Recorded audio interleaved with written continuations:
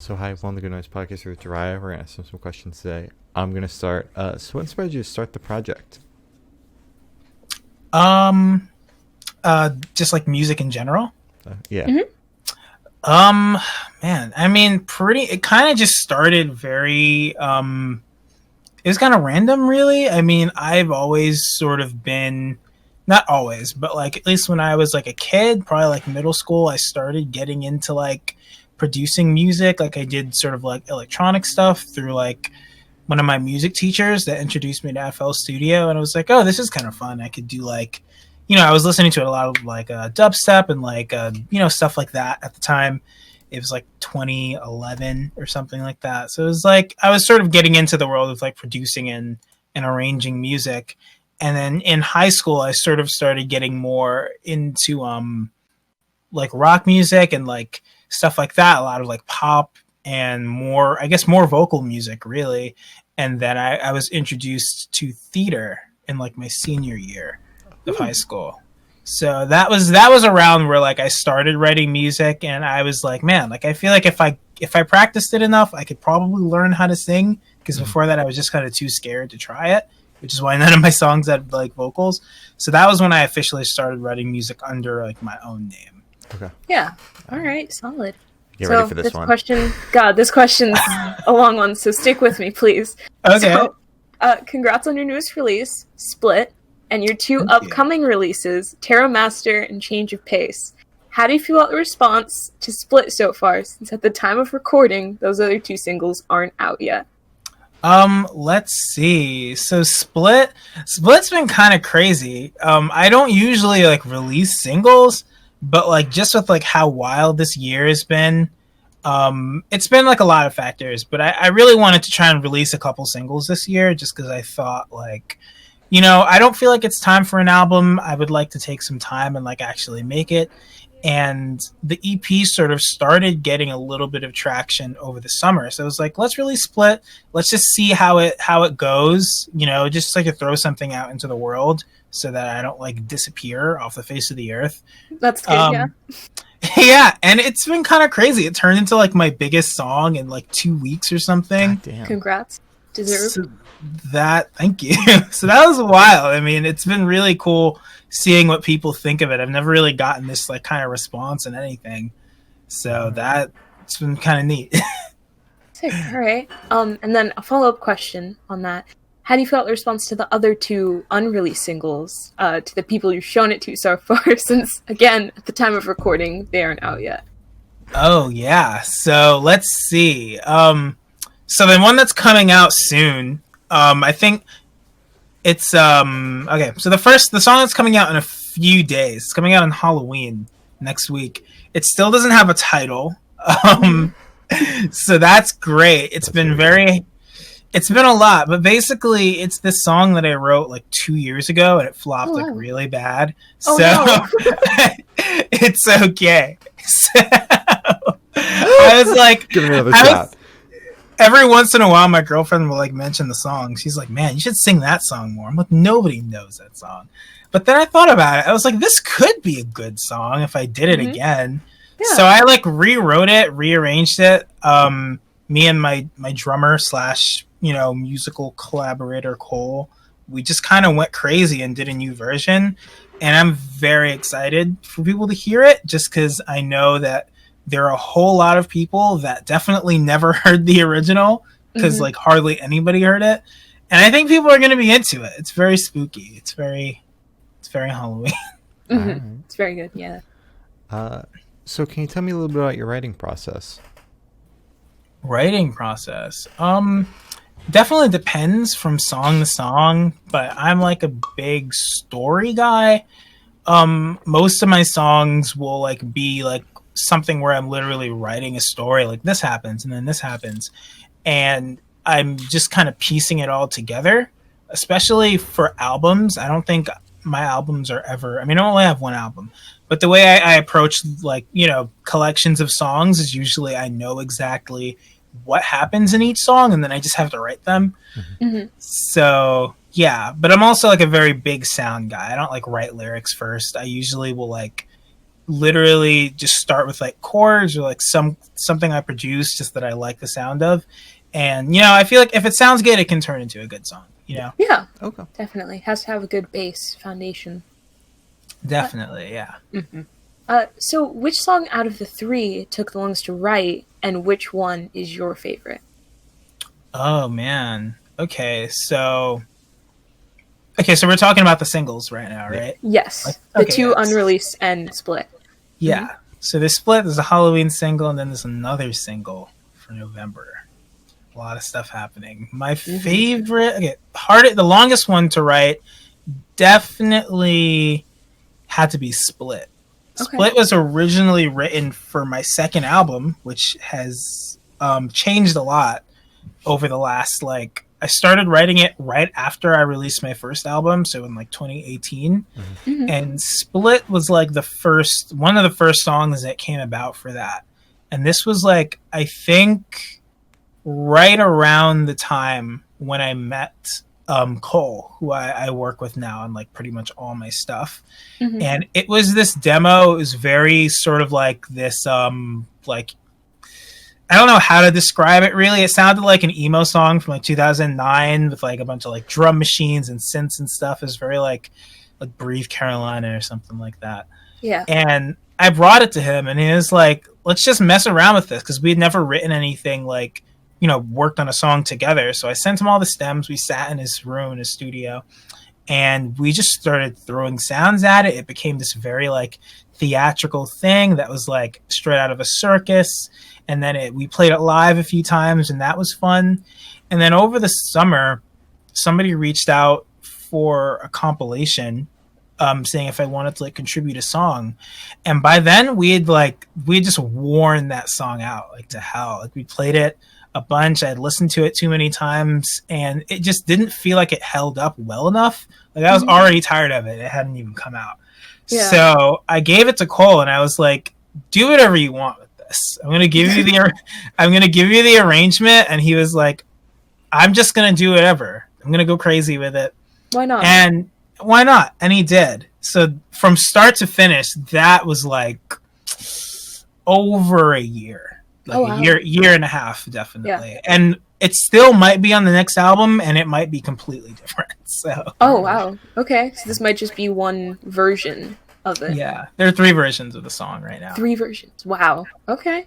Excited. Also, my favorite out of all the songs is the last one. It's called Change of Pace, and it comes out in November. And I like it because it's just a pop song. It's very good. Yeah, I really like that one. So can you tell me where your headspace was at while you're writing these couple of songs? Everywhere, I think. Okay. Just very like frantic to get out new music, you know. I mean, I definitely never want to rush the process, but it was definitely me rushing to start making something, you know. Like Change of Pace, I started the very beginning of this year, and I had to shelve it. It was going to be on the EP, and we just could not finish it because I'm horrible with time and deadlines.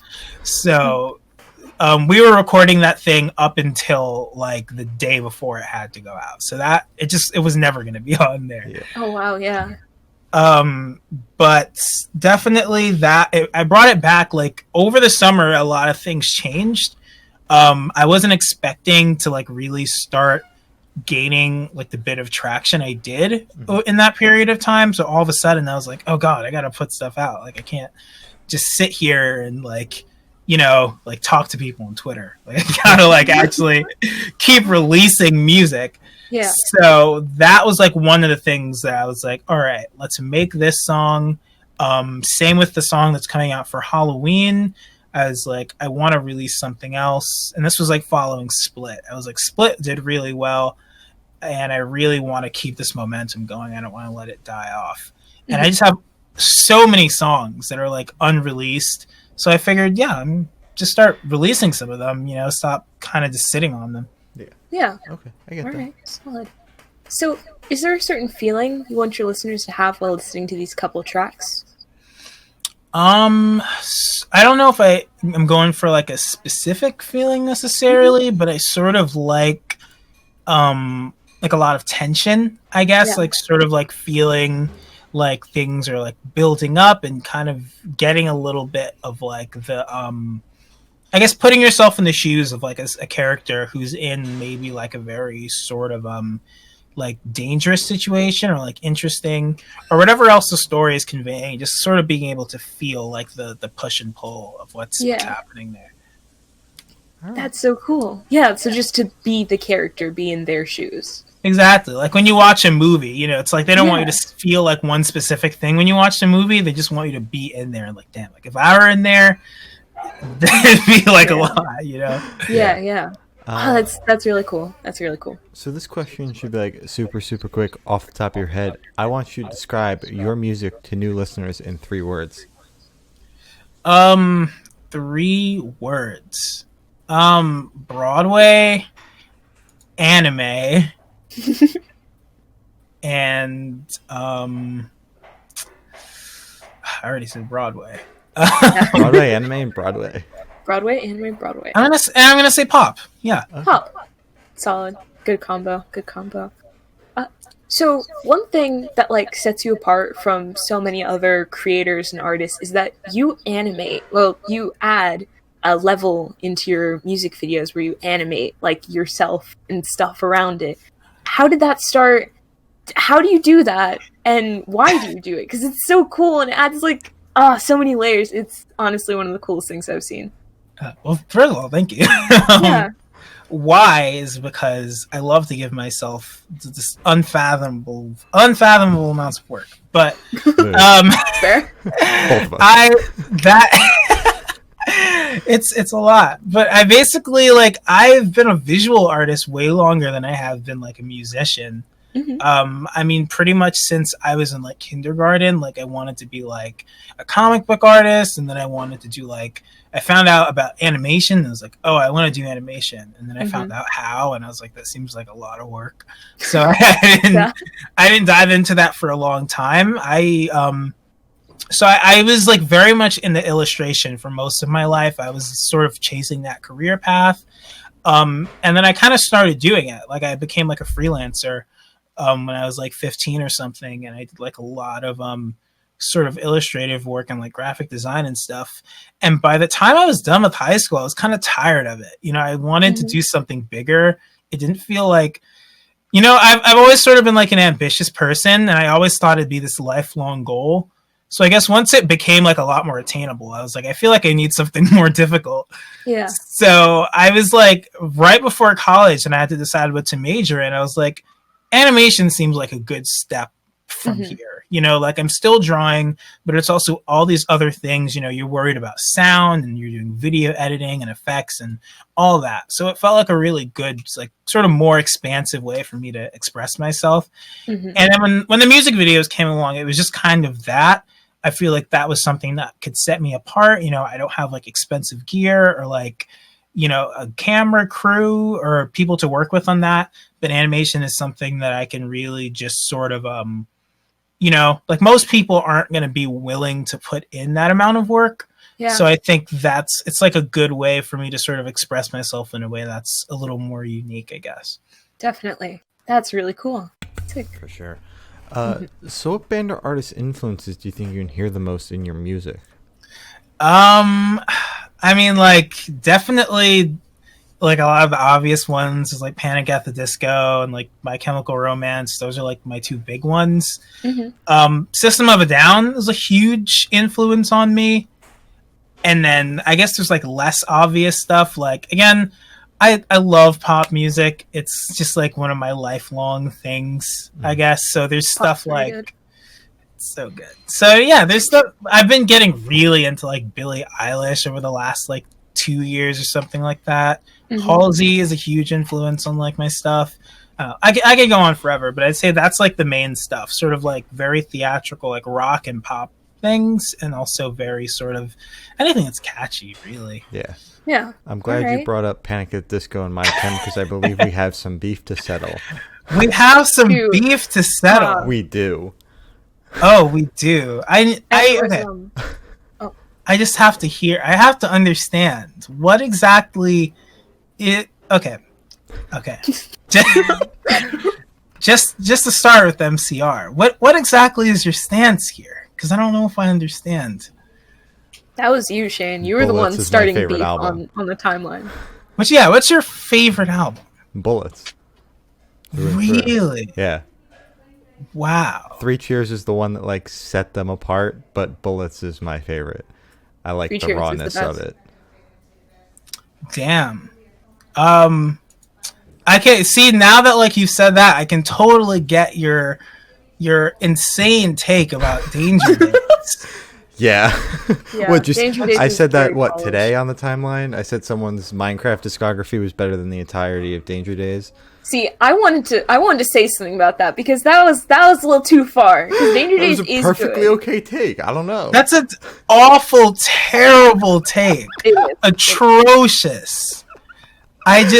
Who doesn't like Danger Days? It's so much fun. It's just my least favorite My Chem album. Like when you gotta line up the 4 albums My Chem put out, and Danger Days is one of the My Chem albums you have to put in that list. It gets pushed off to the side.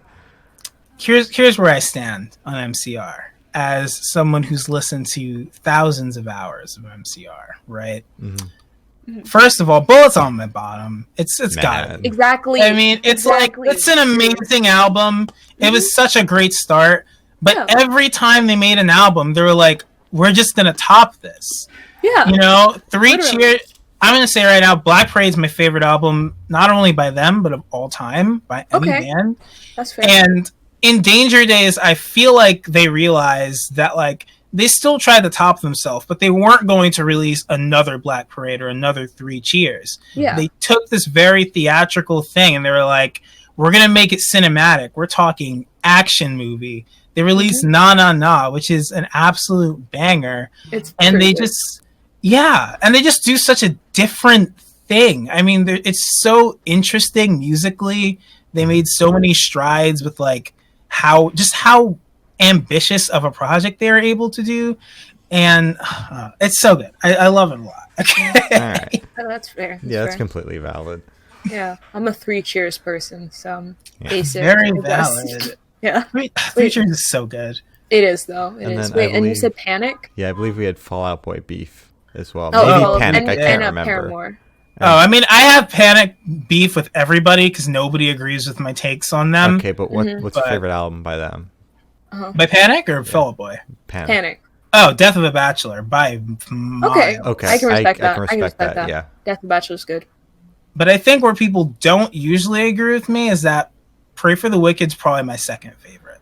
Oh, We're gonna scrap this interview as a whole. yeah. I I'm think sorry. we're done here. This was God. great, but we Pray for can't the work Wicked? together anymore. I get I it. haven't You know, heard it's not for everybody. No. But no. You know what? I'm just floored. I've never heard this take before ever. Like I've No. heard people say Death of a Bachelor is their favorite or whatever, Their but I have never heard anybody rank Pray for the Wicked high ever. Even people that Yeah. I know that like it always put it I before know. some of their other stuff. I know, and I get it. You know, especially if you're like a huge fan of like say Fever. You know, Yeah. High Hopes is definitely like a departure from there. Yeah. But for me, what it is just that like I feel like they just have so much fun writing this album. You know, I feel like it's just got all of my favorite things about Panic, which is like it has that tension, it has all of the pop elements, and it brings in elements from rock and like Broadway. You know, there's like Roaring Twenties, which is one of my most played songs. And for me, it's just, it came at the right point in my life where it's like, I need something that's like uplifting and high energy and something that just feels good to listen to. Like I put on that album and I'm like, I could just dance for 40 minutes. Okay. And Yeah. it's just, I love it a lot. You know, I love all the Panic albums, but like those two for me really stand out.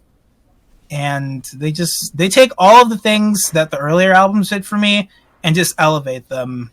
Okay. Like it's just Nightcore Panic, which I think is great. Oh, yeah, I can Okay. hear that. I can hear I'll that. respect your take, but not agree with it because Gloria and I actually did a listening of it. What not too long ago. It was right when the world shut down. We were like, okay, let's listen to Pray for the Why Wicked not? again, because I've bullied so many kids on the internet for their take on Pray for the Wicked. And Maybe being we like, just- You were that's my bullying album." them before you listened to it. Well, No, I had no, it listened was to like the our leak when second, it third came time. out, Yeah, and yeah. then because it leaked like a week before it was supposed to come out, so I listened to that, and then couldn't get through it because it was so boring, and I was bullying kids for that.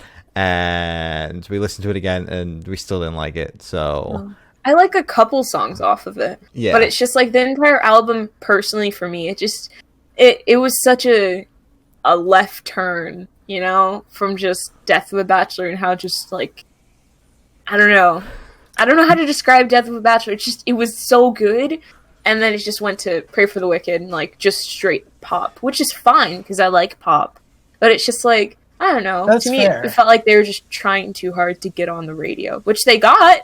they got Pray on the for radio. the Wicked. They High did Hopes. do that. Yeah, And but like, then whatever, it's cool. Fall Out Boy takes are like the most out of the park I've ever heard. Really? Yeah. Okay, you know what? Fair. I get into a lot of arguments with people about Fall Out Boy. But okay, I want to hear what your favorite Fall Out Boy albums are. Or yeah. You watched the Glass Beach album or interview, right, where I slaughtered Folly Ado or whatever, or I said it Wait, wasn't good. you don't like Folie à Deux? No, I could have swore because you tweeted at us and said something about Folly Ado or whatever. So Oh, Yeah, I you thought did. you meant everything after Folie à Deux. everything after No, Folly Ado after I don't like. the hiatus. Yeah, Folly When they Ado came is back. my favorite Fall Out Boy album. So I must have misread your tweet because I was like, I might have said something, but it was probably for like the hee hee hoo hoo because it is my favorite album, and it's just to the point where I've overplayed it where I don't like it as much as I did, but that is still my favorite Fall Out Boy album. So I would have to say that one. That is very fair. I mean, all right. Okay, here's my Fall Out Boy take. All right. I know nobody agrees with this. And that's okay, because I have this. Yeah. I think my favorite album, I don't have a favorite Fall Out Boy album, because I think they're all just so different. Mhm. But I think, the most appreciation for Mania. And the reason for I that... thought you were gonna say Mania. Yeah. Mm-hmm. Yeah. And the reason for that, I think, is because, okay, so Folie à Deux, right? No, okay, I'm going to go back to Infinity on High, because there's a narrative here. It's a story, okay? Story. All right. So they released Infinity on High. It's a huge commercial success. People love it. You know, they've got singles on the radio. They've got Jay-Z on there. It's a whole situation, That right? did happen. I forgot about that. It did happen, which I love. I love that about them. And then after that, they're like, well, damn, what do we do? And I know, especially with like Pete and Patrick, they've always sort of had these like pop and like hip hop influences. And after they release an album like Infinity on High, they expose themselves to an audience that frankly is just not trying to hear that, you know? Yeah. Like if they could get like Under a Cork Tree 5 times, they would take it. And like they're like, we absolutely don't want to do that again. So they go on the Folie à Deux, you know, it's a very big moment for them. And they're like, we're gonna just experiment. We're doing all types of things. Everybody's on the album. Lil Wayne's on the album. It's a whole thing. I think it's an amazing album, and I think it's maybe the most important Fall Out Boy album. But then after that, it flopped a little bit. You know, it didn't get just a little bit. You know, and definitely there's more appreciation for it like after the fact. But like in the moment, people were like, "Damn, like what happened to Fall Out Boy?" Yeah. And I think that's such a huge shame. But I feel like after that experience, and after realizing that they could still go and like play stadiums and stuff off of like an album that didn't even go like, you know, crazy, they were like, we can do whatever we want. Yeah. So Mania happens. Patrick's like, you know what? I'm producing now. He writes Church in his like bedroom. He literally builds the entire track. There's no producer. They're doing whatever they want. And I just think that like, I love when bands like stop making stuff that is for their audience and starts making stuff for them. Yeah. Because I know it pisses people off because people will be like, well, what about your audience? I'm like, I don't care about the audience. I just want bands to make stuff that they think is fun. And I could tell on that album, especially after seeing them live, that they just look so happy being able to do stuff that, especially once you reach that level of success, you can do whatever you want, really. Yeah. It's like the label is like, we know it's going to sell. I don't care. So I love that stuff. I love turns, and they experiment so much with it that like I have to appreciate it because I love genre fusing. They had Burna Boy on there. That was crazy. That was good, yeah. Just a good time. I mean, when Mania did come out, I actually listened to that a lot. I thought it was all right. It's just everything like before Mania, so in between, like when they came back from the hiatus and before Mania, there's just something about it. I can't get into it besides like the radio singles. So really, those are like my least favorite. I think like the radio singles. There are a few, but definitely I think Novocaine is like top of their discography. It's way up there. All right. See, and the funny thing is, my 2 favorite albums from theirs are their first album and Mania. So, because I can't get into their other stuff, so that's such a contrast. Yeah, it is literally. What is with the hot takes today? Man, I've never heard that. I don't think that's a bad take at all. Yeah, because it's good. I don't know, because the first album was like my introduction to them, because I tried to get into them, because everyone was like, oh, I love Fall Out Boy, 21 Pilots, My Chemical Romance, and Panic at the Disco. And I was like, I listen to all of them except Fall Out Boy. I didn't like their other stuff before Mania came out, so I just went back to their first album, and I was able to get into that. But it's like, the rest of the stuff I really can't vibe with, except for Foley. But that's it. That's very fair. I think it's just one of those things where I think with any good band, they're bound to have albums that like not everybody's gonna like. Yeah. I feel like you just got to make those turns, and I think the bigger the turn, the more people will hate it, which I think is a good thing. Yeah. Well, we've squashed some beef today on this podcast. Wonderful. So back to the questions. Where do you see the project in the next 5 years? The next 5 years, I mean, God, who even knows, right? I mean, I hope it's, to be honest, I hope it's big. I really feel like there's like potential here, and I think if I don't majorly mess it up, then things could go pretty well. How well, I have no idea. I don't think you can ever really predict that kind of thing. But what I will say is I hope in the next 5 years I can do it like for a living. So we'll see. That'd be good. Yeah. So for the last couple of questions, we're actually going to shift away from music and go straight to death row. Boom. So if you're on death row, what would your last meal be with a drink? Boom again. Boom. Double boom. All right, I've thought about this. You thought, okay. Thought about this because I watched, but okay, makes sense. That's fair. Let's see. I just think about this sometimes. Yeah, of course, yeah. We have had people that said that Zeeberg was like, I think about this all the time. Really, every single day. Man, I hadn't thought of it until I watched like one of the episodes. Definitely would have to be like just a huge seafood platter. I'm a big seafood guy, and then I think like just throw some pasta in there, some pasta and some rice, and beverage. I think like ginger limeade. Ooh, yeah. I think that's maybe the best beverage there is. It is. Well, it's one of them, definitely. Okay. Solid. So if you could live in one fictional world for a week, where would you live? Oh man, fictional world for a week. 1 week. Yeah. Okay, I feel like somebody asked this on like the Glass Beach one, but I'm also gonna ask because I forgot the answer.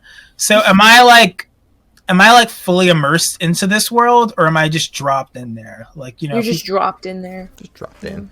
Just dropped in there. So you know like all the characters and everything. It's whatever. Okay. So like, if I'm gonna show that where people have powers, do I have powers, or am I just like some guy where they're like, oh yeah, he's just here? Do you want to have powers? I would like to. Then you can Then you have powers. Nice. You see how much we think into this stuff? Exactly. I'm so glad you're very thorough about it. Okay. Fictional world. Oh man, that's still very difficult, even then. As a kid, I definitely would have said Codename Kids Next Door. But taste. by now they would have like wiped my memory and kicked me out. So Yeah. I might be a bit old for that one. Oh, I forgot that's how you left the. Oh, Yeah, that's it's really sad. I forgot it's that's how very it ends. Men in Black. Like they're just God. like, you're old now. Go to high school. Leave, yeah. God, that. Okay. Okay, fictional world. I'm going to say I don't have a good one, so I'm gonna just say like Dragon Ball Z, just because Dragon Ball Z. it'd be exciting. Definitely. All right. So you've watched a couple of the interviews, so you know what's coming next. I have the honor of asking the last question, and every single person you've spoken to has said it's the most important question. What is your favorite color? Boy, that's a hard one. It is. Very difficult. I know. We thought of it ourselves. Mm-hmm. Really? Well, I mean, it's got to be red. I can tell by Red. your background.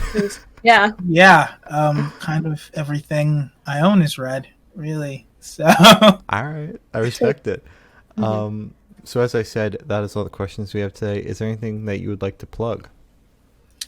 anything I'd like to plug. I mean, at this point, whatever my next song is called is probably out. So go stream that. It's very spooky. And I have a new song coming out unless it's already out. But just go listen to all my music. That's the plug. I like that. Period. Yeah. All right. Well, thank you for sitting down with us. This has been Jhariah, and for the Good Nights podcast.